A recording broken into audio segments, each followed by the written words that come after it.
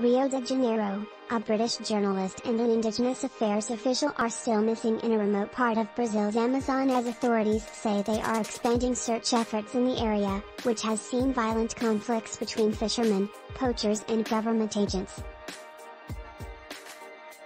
Dom Phillips, who has been a regular contributor to the British newspaper The Guardian, and Bruno Araújo Pereira were last seen early Sunday in the São Rafael community, reported the Univage Association of People in the Vale do Javari Indigenous Territory, for which Pereira has been an advisor. The pair was returning by boat from the Vale do Javari and bound for the city of Atalaia do Norte, about an hour away, but never showed up. Pereira is one of the Brazilian Indigenous Affairs Agency's most experienced employees operating in the Vale do Javari area. He oversaw the agency's regional office and the coordination of isolated indigenous groups before going on his current leave. He has received a stream of threats from illegal fishermen and poachers, and usually carries a gun. Univage says the two had been threatened during a reporting trip.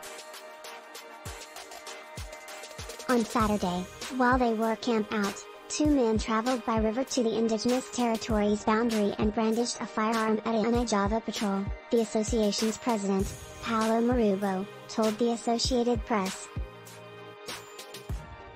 Phillips, who has reported from Brazil for more than a decade, has been working on a book about preservation of the Amazon with support from the Alicia Patterson Foundation, which gave him a year-long fellowship for environmental reporting that ran through January.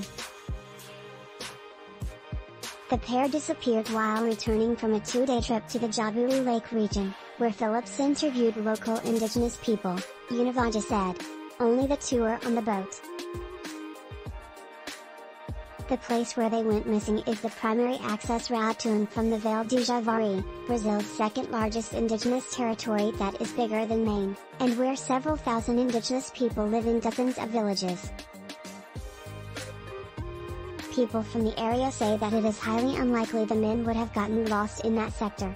He is a cautious journalist, with impressive knowledge of the complexities of the Brazilian environmental crisis, Margaret Engel, the Alicia Patterson Foundation's executive director, wrote in an EMA.